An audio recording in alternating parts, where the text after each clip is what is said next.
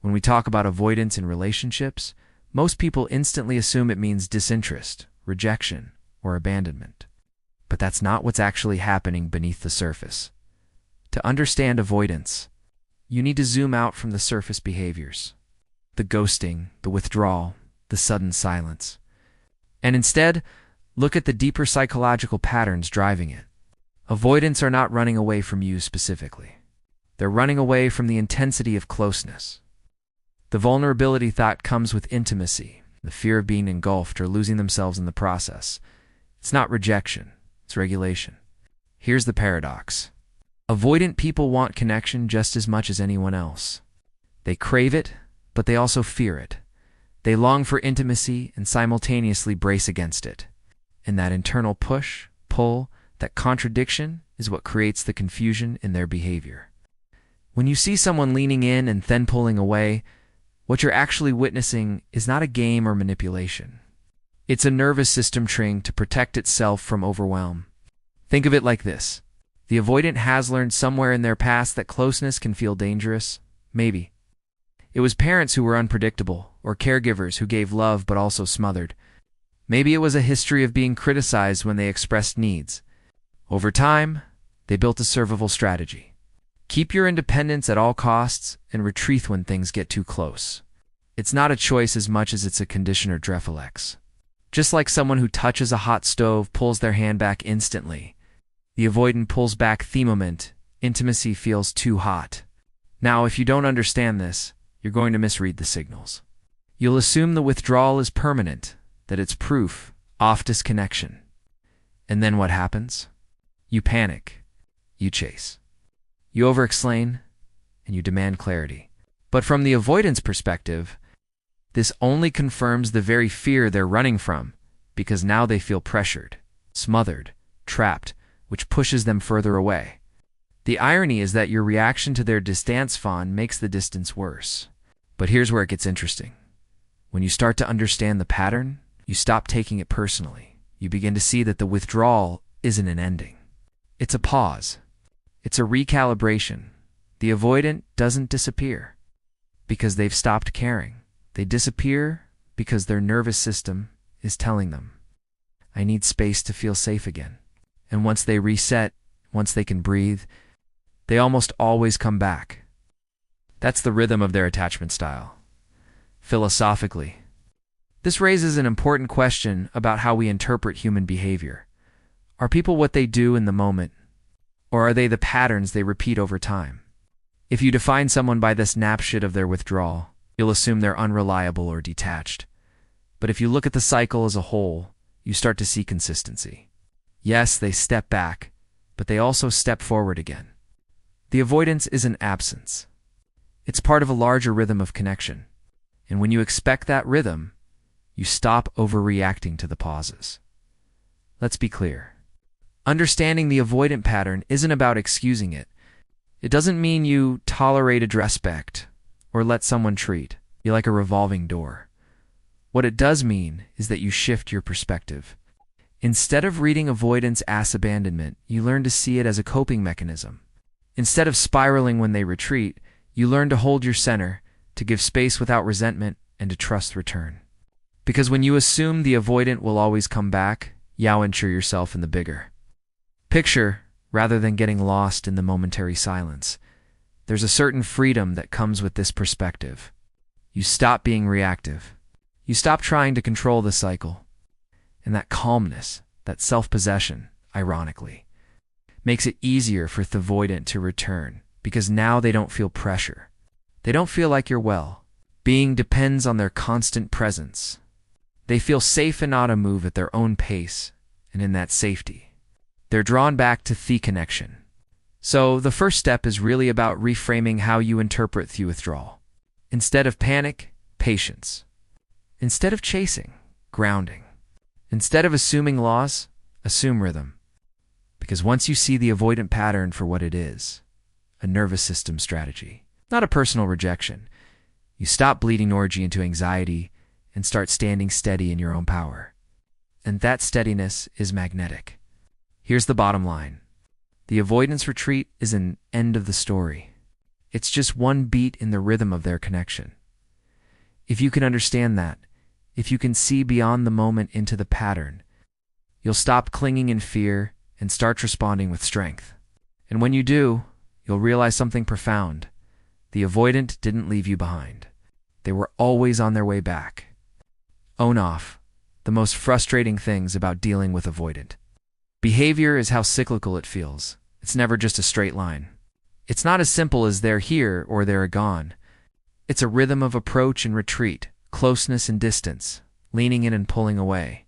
And unless you understand that rhythm, it can feel like shows. It can feel like you're constantly losing ground, constantly wondering where you stand. But the truth is, it's not chaos at all. It's a predictable cycle. The avoidant will lean in when they feel safe, when intimacy feels manageable, when their nervous system is calm, and then at a certain point, the closeness reaches a threshold. That threshold may look different for each person, but the pattern is the sameness. The intimacy feels overwhelming. Once the pressure to be fully gets too strong, they retreat. It's not because the connection lost meaning, but because the meaning became too much to hold all at once. Think about breathing for a moment. You inhale, you exhale.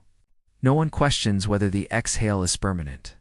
You don't panic when the breath leaves your lungs because you trust the next inhale will come. The avoidance cycle is similar. Their withdrawal is the exhale. Their return is the inhale. And if you can begin to see it like that, if you can trust the rhythm, the whole dynamic shifts. You stop grasping for certainty in every moment and start observing the flow of the cycle over time. The challenge, of course, is that when someone pulls away, your nervous system spins with fear. You feel abandoned, left behind, unwanted. And from that fear, you try to close the gap. You text more. You demand answers. You ask, what's wrong? Why are you being distant? And while your intention is to restore a connection, what you're actually doing is disrupting the cycle. Because for the avoidant, those questions don't feel like reassurance. They feel like pressure. They feel like suffocation. And so instead of shortening the gap, you widen it. Here's the paradox.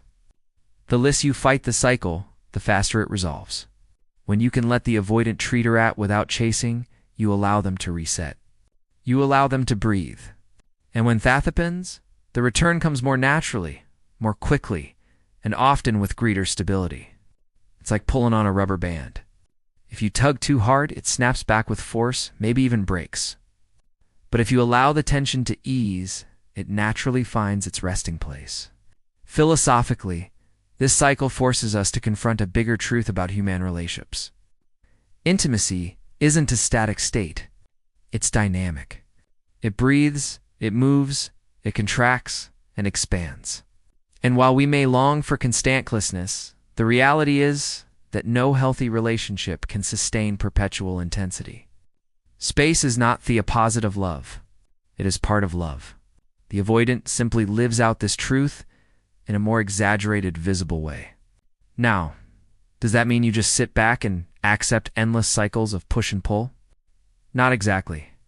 It means you start tongage with the cycle differently. You stop treating the retreat as betrayal. You stop reacting as though the distance means the connection has ended. Instead, you anchor yourself in the knowledge that return is part of the pattern, and from that steadiness, you communicate differently. You don't cling. You don't chase. You hold space. You allow. And when they come back, you welcome them without punishment. Without coldness of where have you been, but with the calmness of someone who trusted the rhythm all along. Here's the empowering part. Once you internalize this perspective, you break your own cycle too. Because most of us shave a reactive cycle that mirrors the avoidance. They pull away. We panic. They withdraw. We chase. They go silent. We overtalk. But when you interrupt your pattern, when you stop chasing, you stop feeding the loop. You stop reinforcing. It's very dynamic that keeps you both stuck. And instead you create space for a new rhythm, one that has less fear and more trust woven into it. So the invitation here isn't to resign yourself to an endless loop of avoidance.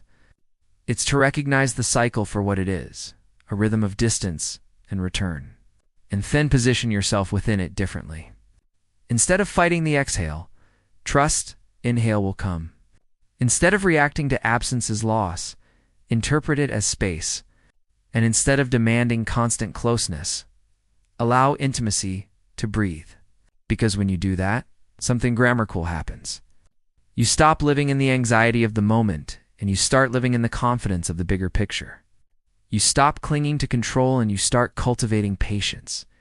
And that patience is not passive. It's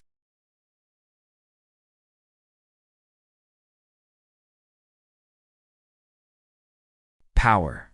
It's the quiet confidence of someone who knows that even when the avoidant steps back, the cycle is already turning toward return. Here's the thought I want you to carry with you. The retreat is not the ending. It's the pause. And if you can trust the pause, you'll always be ready for the return. One of the most misunderstood parts of the avoidant pattern is the return. Because when someone pulls away, most people assume that's it. They believe silence is permanent, that the withdrawal means the bond has been severed, and that's where panic sets in. But if you've paid attention to the rhythm, you know that's not the case. Avoidants almost always come back. The question is why? What brings them back after creating so much distance? The answer has a lot less to do with you and a lot more to do with the nature of human connection itself.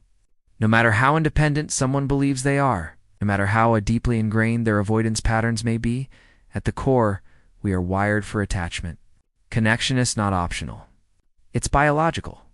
The avoidant can run from intimacy, but they can't run from their own wiring. Their nervous system may crave safety through distance, but it also craves comfort through connection. That's why they return. When they pull away, it's like they're trying to catch their breath. They need space to regulate, to restore a sense of independence. But once they have that space, once they've recharged their autonomy, something else kicks in. Loneliness, nostalgia, the quiet reminder of what that connection gave them. They start to remember the ease, the comfort, the familiarity of being close. And so even though closeness once felt overwhelming, the absence eventually feels heavier. That's when the pendulum swings back. Here's the paradox. The same intensity that made them retreat is often what draws them back. Because intensity cuts both ways. Yes, it scares them.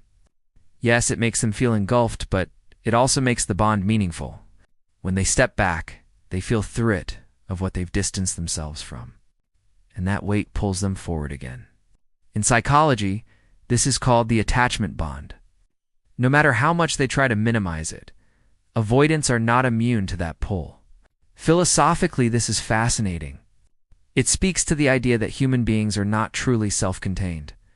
We like to think we can stand alone, that independence is the highest form of strength. But the truth is, we are interdependent creatures.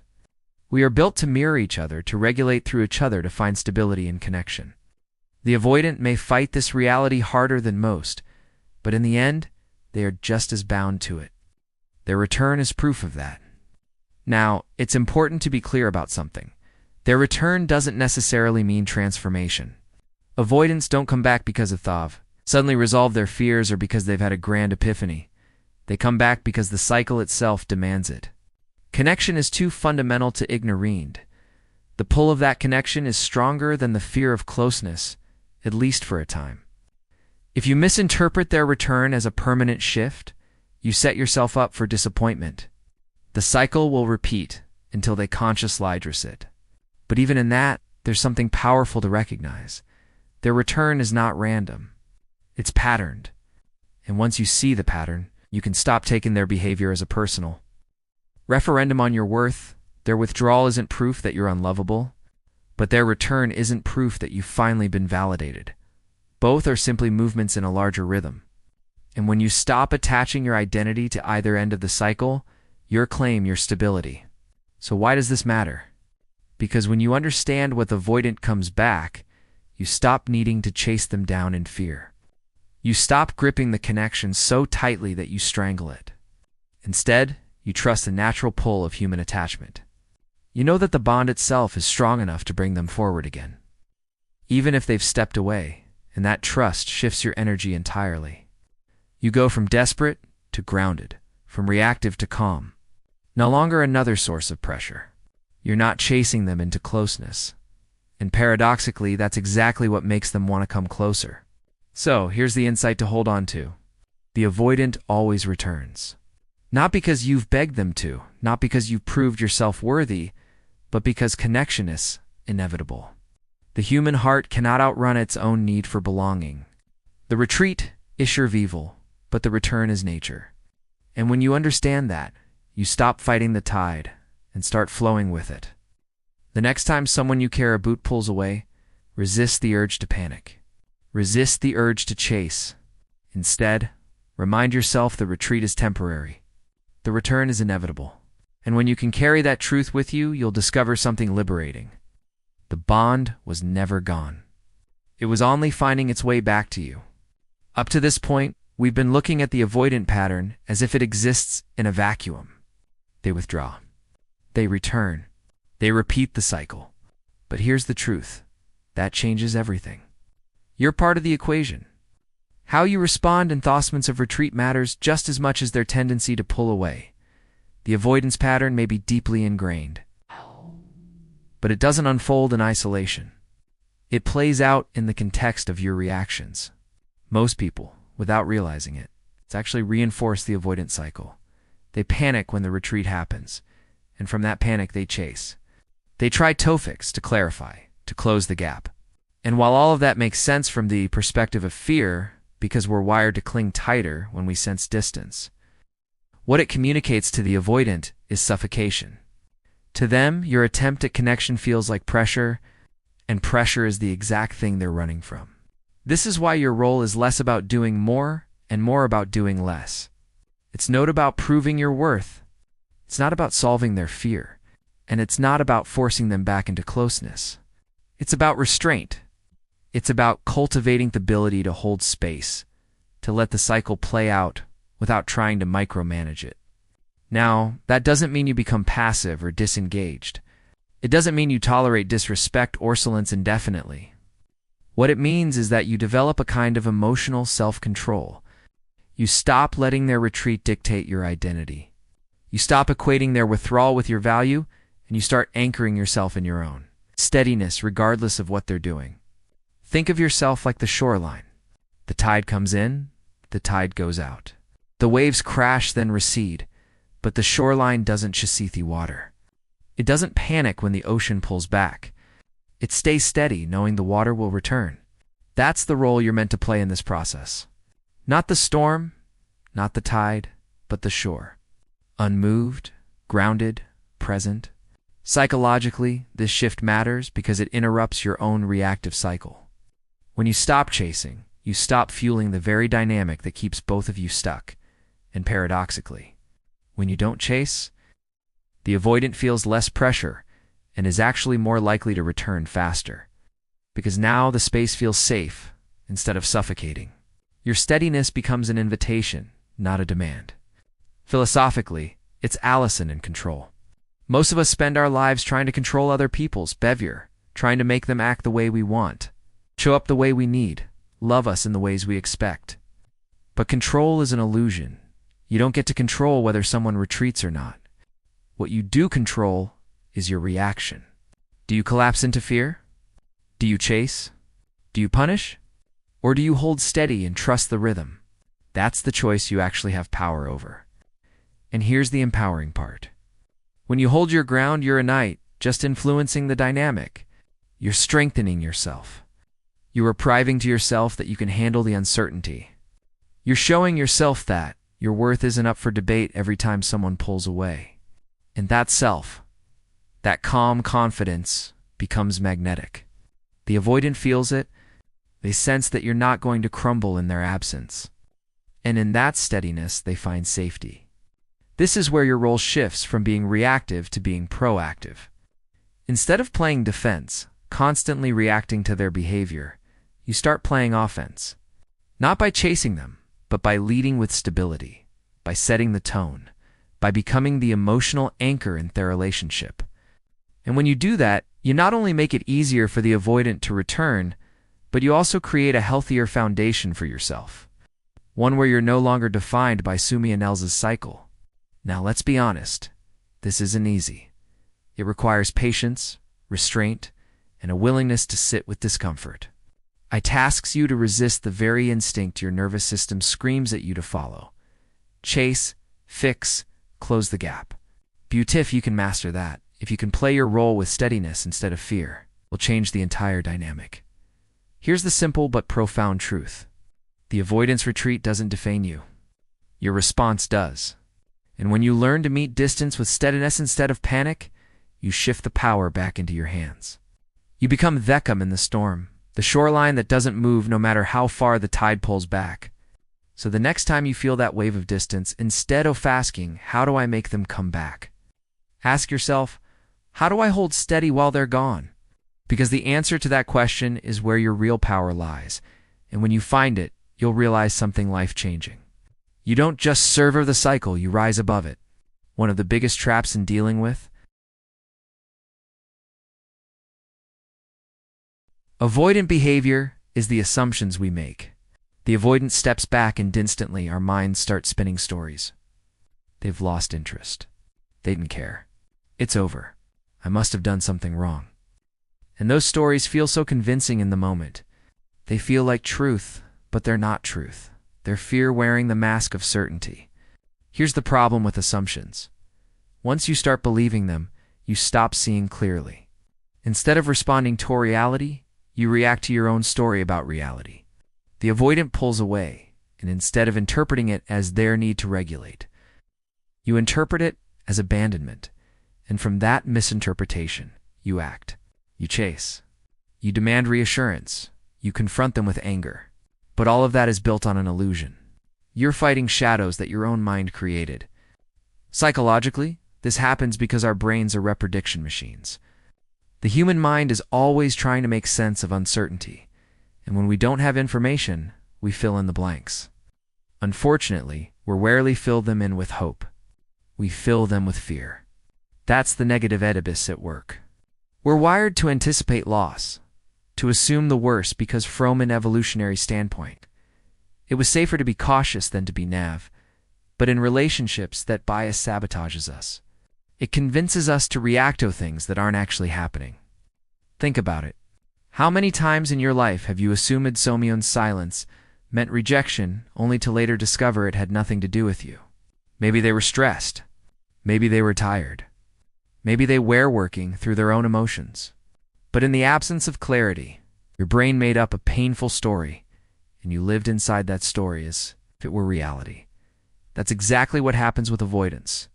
Their withdrawal is rarely about you. But if you assume it is, you'll create conflict where none existed. This is why restraint isn't just about what you do externally. It's also about what you do internally. It's about catching the story before it hijacks you. It's about asking yourself, what am I assuming right now? And is this assumption fact or fear? That small pause can change everything because it shifts you from reactivity to awareness. Philosophically, this is about the nature of perception itself. Do we see things as they are, or do we see things as we are? Most of the time, we don't actually see reality. We see reality filtered through our fears, our wounds, our insecurities. And when those filters are running the show, we end up distorting every interaction. The avoidant doesn't say, I need space. They say nothing, and into that silence. But we project our deepest fears of not being chosen, of not being enough.